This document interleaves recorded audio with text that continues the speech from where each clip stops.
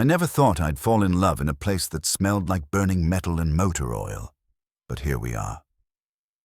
My name is Dylan, and this is the story of how a welder named Miles taught me more than just his trade during those unpaid hours after closing time at Henderson's auto body shop.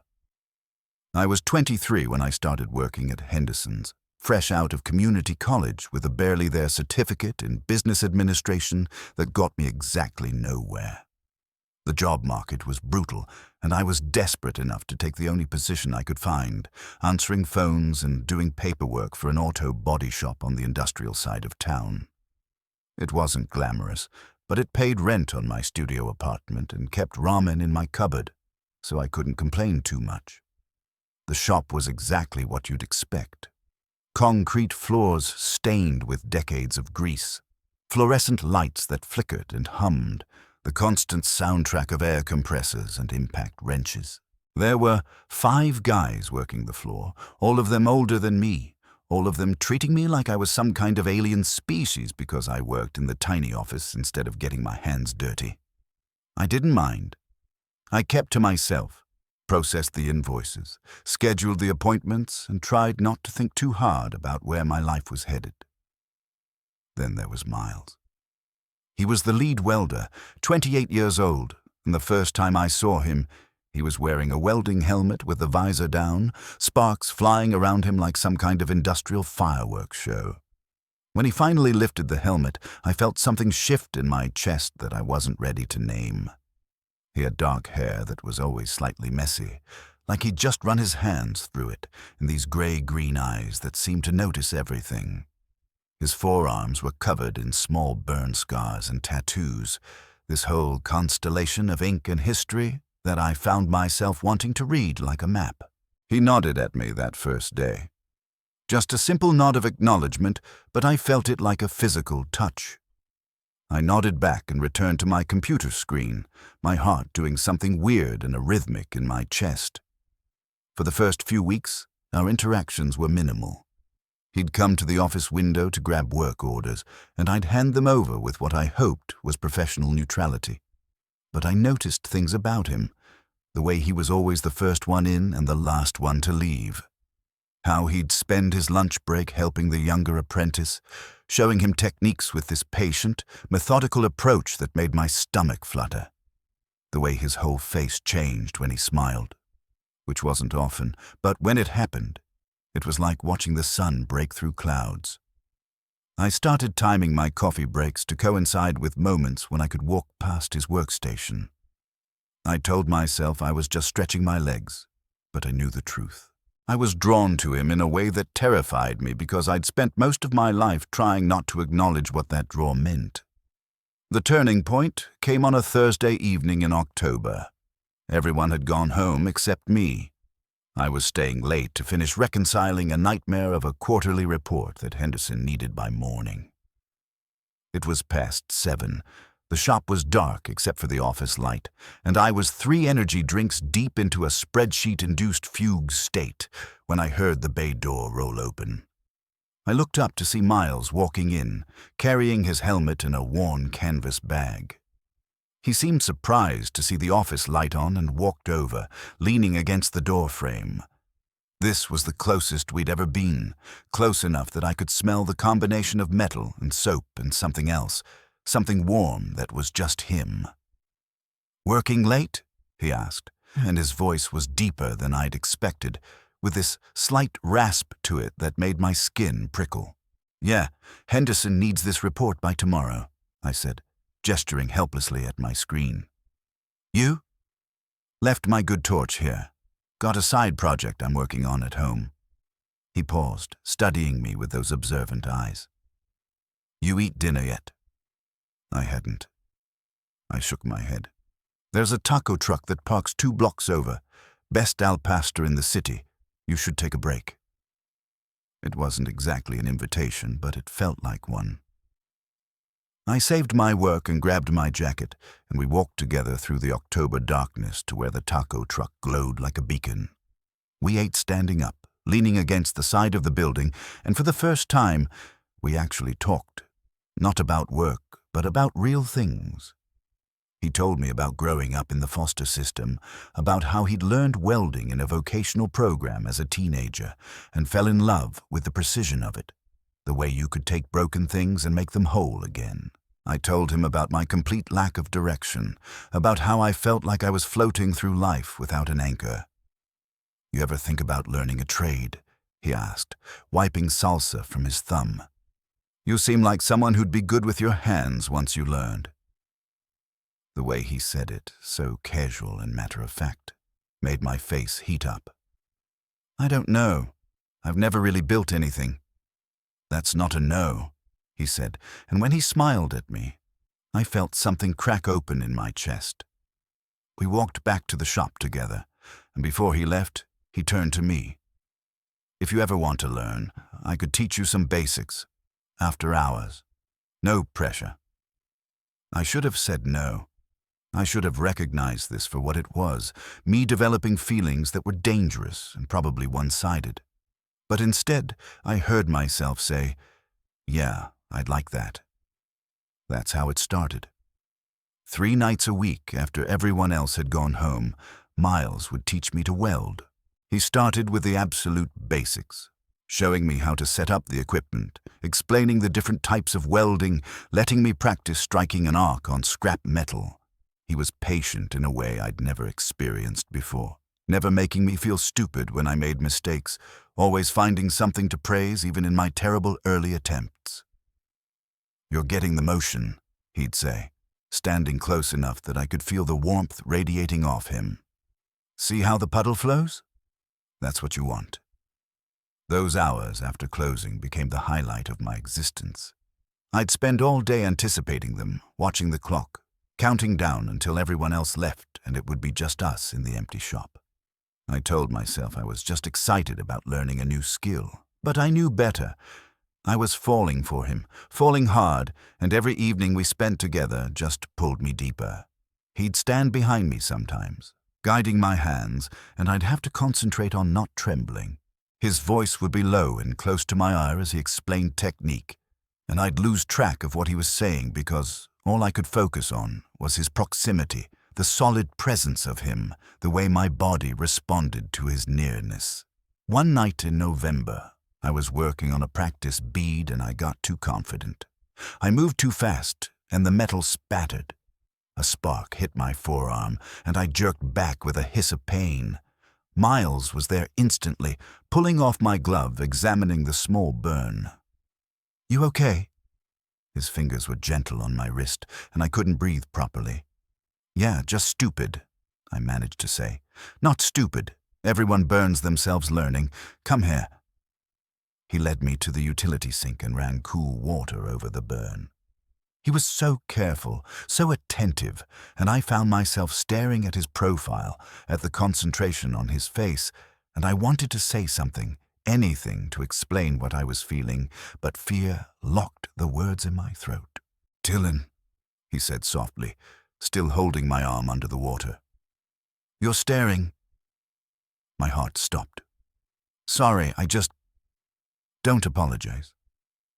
He turned off the water and looked at me directly, and there was something in his eyes I'd never seen before, something that made hope flare painfully in my chest. "I need to ask you something, and you can tell me if I'm way off base here." I couldn't speak. I just nodded. "These lessons," he said carefully, "are they just about welding for you? Because for me, they stopped being just about welding about 3 weeks ago." The world tilted. I stared at him, trying to process what he was saying, trying to understand if he meant what I thought he meant. "What are they about for you?" I whispered. "They're about getting to spend time with you. They're about finding excuses to be close to you. They're about me trying to figure out if you feel even a fraction of what I feel when we're together." He was still holding my wrist, his thumb now tracing small circles on my skin. "So I need to know. Am I reading this wrong?" "No," I said, and my voice cracked. "You're not reading it wrong. I've been coming here every night because I can't stop thinking about you. I'm learning to weld because it means I get to be near you." I stopped, overwhelmed. "You what?" he prompted gently. I think I'm falling for you, I admitted, and saying it out loud felt like jumping off a cliff. I know that's probably not what you want to hear, and we work together, and this could make everything complicated, but I can't keep pretending. He kissed me, just leaned in and pressed his lips to mine, cutting off my spiral of anxiety with the simple, perfect action of kissing me. His hand came up to cup my jaw, and I melted into him, my hands gripping his shirt, kissing him back with all the pent-up longing of the past 2 months. When we finally broke apart, we were both breathing hard. He rested his forehead against mine. I've wanted to do that since the day you handed me that work order and smiled at me like I was a person instead of just the welder. I've wanted you to do that since I first saw you lift your helmet and I forgot how to function like a normal human being, I confessed. He laughed, this low, wonderful sound. We're both idiots. Probably, I agreed, and kissed him again. Everything changed after that night, but also nothing changed. We still had our lessons, but now they were punctuated with kisses, with touches that lingered, with conversations that stretched into the early morning hours. He'd teach me a new technique, and then we'd end up on the hood of someone's car, making out like teenagers, his hands in my hair, my fingers tracing the tattoos on his arms. We kept it quiet at work. Henderson's wasn't exactly a progressive environment, and Miles had worked too hard to build his reputation there to risk it. I understood, even though part of me wanted to shout from the rooftops that this incredible man wanted me, chose me. Our relationship deepened through those stolen hours. He showed me the side projects he worked on at home, these beautiful metal sculptures that revealed an artistic side I hadn't expected. I helped him with one, a commission for someone's garden, and felt this profound satisfaction in creating something together, in watching our combined efforts take shape. He started staying over at my apartment on weekends. We'd cook together in my tiny kitchen, and he'd tell me stories about his past, about the group homes and the teachers who'd believed in him, about his chosen family of friends who'd helped him become who he was. I told him about my own struggles, about coming out to my parents in college and their lukewarm acceptance, about feeling lost and directionless for so long. "You're not lost," he said one Sunday morning. Both of us tangled in my sheets, winter sunlight streaming through the window. "You're just figuring out your path. There's a difference." "I feel less lost with you," I admitted. He kissed my shoulder. "Good, because I plan on sticking around for a while." A while turned into months. Winter became spring. I got better at welding, good enough that Miles started letting me help with actual shop projects under his supervision. Henderson noticed my interest and offered me a position as an apprentice with a significant pay raise. I accepted, trading my desk for the shop floor, my button-downs for work clothes that would inevitably get burned and stained. My parents didn't understand the change at first. Why would I leave a nice office job to do manual labor? But when I tried to explain it to my mom on the phone, about finding something I was good at, something that felt meaningful, she eventually said she was proud of me. She didn't ask about my personal life, and I didn't volunteer information about Miles, but it felt like progress. Miles and I fell into a rhythm. We'd work together during the day, maintaining professional distance, and then we'd go home together, to his place or mine, and we'd cook dinner and watch movies and exist in this bubble of contentment I'd never experienced before. He taught me about different metals, about the poetry of metallurgy, about how heat and pressure could transform one thing into another. I taught him about spreadsheets and organization, helping him start a small business doing custom metalwork on the side. We had our first real fight in June, something stupid about dishes and communication and both of us being tired. I'd never fought with someone I loved before, never had to navigate the aftermath, and I was terrified that this was it. This was where it would all fall apart. But Miles didn't run.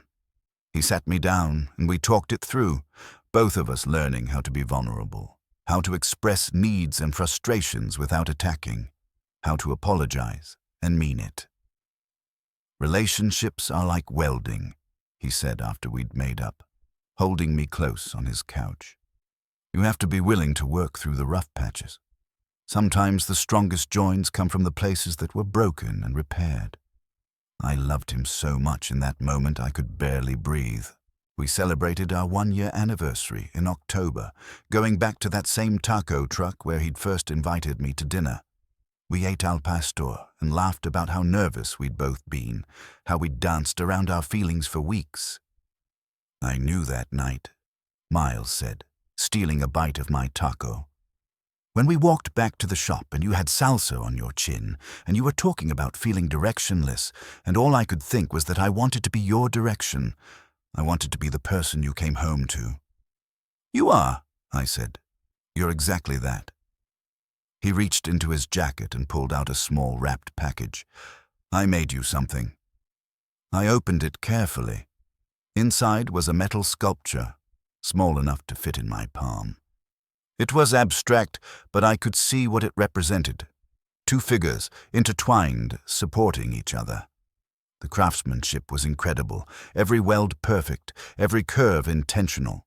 "Miles, this is beautiful." "It's us," he said simply. "It's what you've taught me.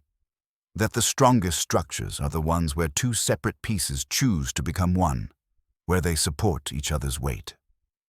I kissed him there on the street, not caring who saw, tasting salt and salsa and happiness. That's where we are now. Still working at Henderson's, still learning from each other, still building this life together one day at a time. I'm not directionless anymore.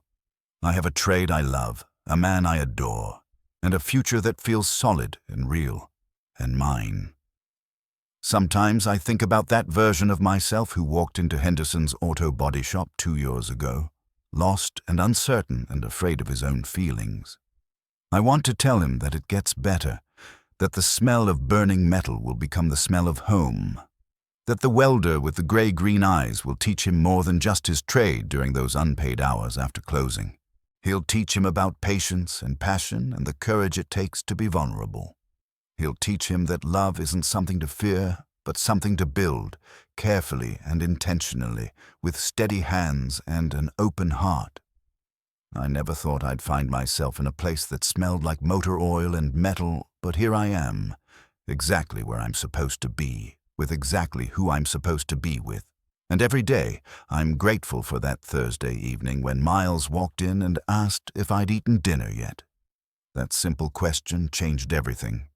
It led me to tacos and welding lessons and falling in love with a man who saw something in me I hadn't seen in myself.